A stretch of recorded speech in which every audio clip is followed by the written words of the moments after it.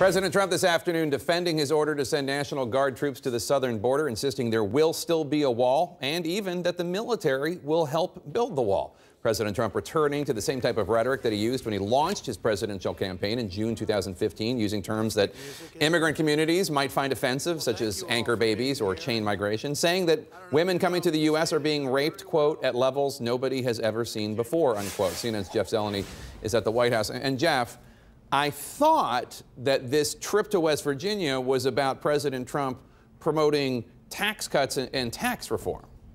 Jake, that's what Republican leaders thought as well. That is exactly why he went to West Virginia, the home of one of the most competitive Senate races. And it got off to a start about the tax plan, what Republicans hoped the president would talk about for the next several months.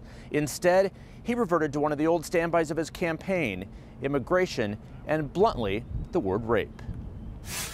Mr. President, tell us about the border plan. President Trump traveling to West Virginia today to sell his tax plan. So now, once again, you see that America is open for business. One of the big things is our tax cuts. But within moments, he moved on from the biggest legislative achievement of his presidency to his biggest obsession, illegal immigration. Remember my opening remarks at Trump Tower when I opened? Everybody said, oh, he was so tough. And I used the word rape.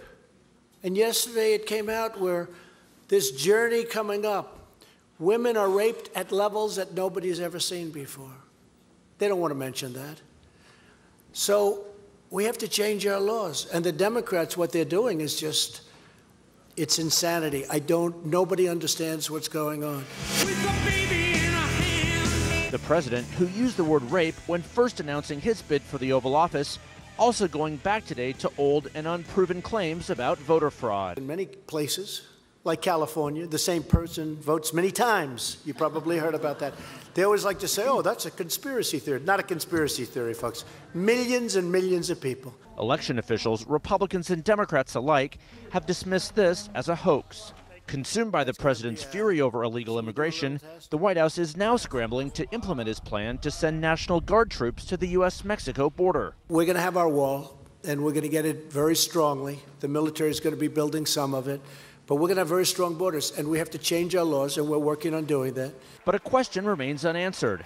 Why now, when even the president acknowledges arrests at the border are down? Because of the Trump administration's actions, border crossing are still at an unacceptable 46-year low, the president writing on Twitter.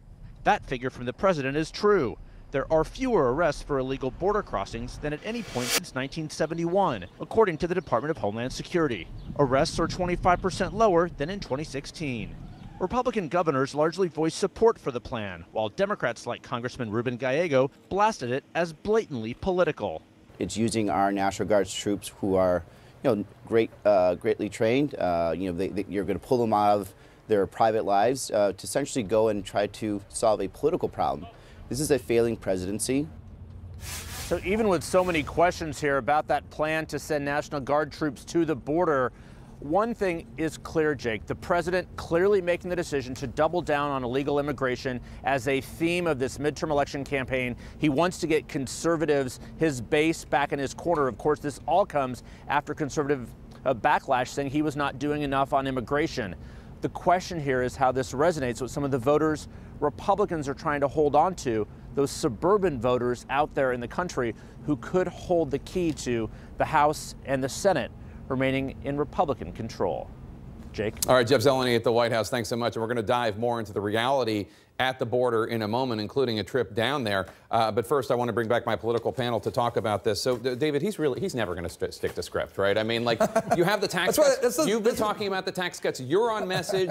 You come here and you have your list. And but I'm not the president. I don't have that luxury, right? You don't have the luxury, but I mean, wouldn't it be better for him? No. Listen, if the way he got elected was being exactly like this. He cut through an incredibly crowded Republican field, a political neophyte, by throwing the script in the air and doing exactly what he's doing. People voted for this. That's what they want. The same viewers that are looking at Roseanne are looking at him right now, and they love it. You're eye rolling. Oh, no, I wasn't that. I think that's true. I think that is what he got elected for. But don't you think? But I mean, you think it's not wise necessarily? I think his base likes it. I'm less concerned about him throwing away the script than I am with what he said when he threw away the script. Such as how he was talking about, the Mexican rapists. And I think it was such a misrepresentation of what is happening, sort of conflating these issues of remember when I said that all these Mexicans are rapists, and then people are getting raped on their way here, so therefore all Mexicans are rapists, when in fact what's happening is, it's true, a lot of women do get raped, girls get raped on their way to the United States, but it's because they're being brought up by these coyotes.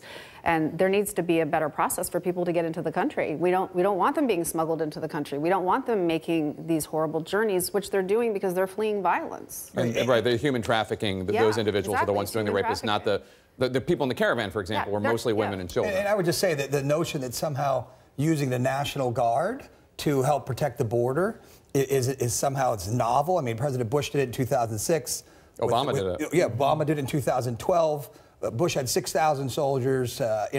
This is all governed by the Posse Comitatus Act, which says troops can't be used to enforce the law. They can be used to help, protect the border, but they're not going to be arresting folks. They're going to be used to supplement the folks that are on the border there.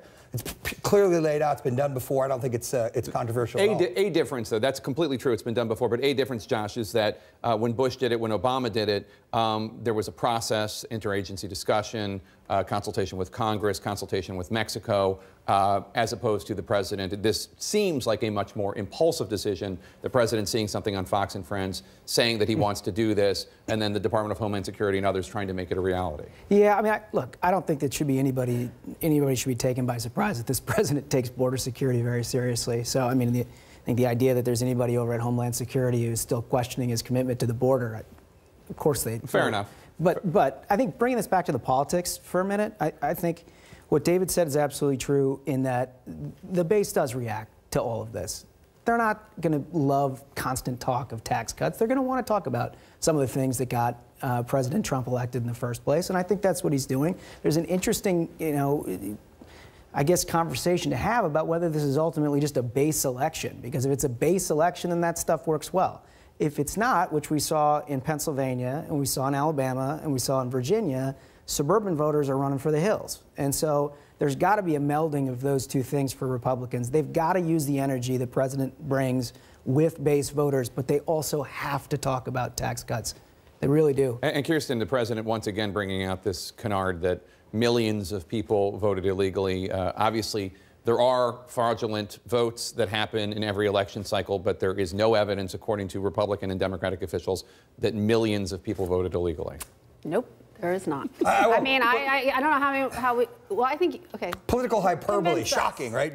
I mean, hyperbole. I mean, he's telling people that millions of people voted illegally. I mean, today's, look, a campaign event, right? I mean, that's what it is. And he's trying to rally the base. I do agree with you. The less he talks about the accomplishments, the less he talks about all the money. Like, he's in West Virginia. The West Virginia auditor did an audit in West Virginia, and $50 billion, some gigantic number is going to go into the West Virginia economy there. President should be talking about that and how that's going to be spread. Yeah, but why are you saying it and he's not? I'm just saying, I agree with you, Jake. I'm agreeing with you. But that's my question. No, I agree with you. Listen, the president should be touting his own success. He's doing great things. Why can't he get them excited without making up things? He's not making up his campaigning. Millions of illegal votes is not true. You're like, it's not true, but that's what they want to hear. Anyway.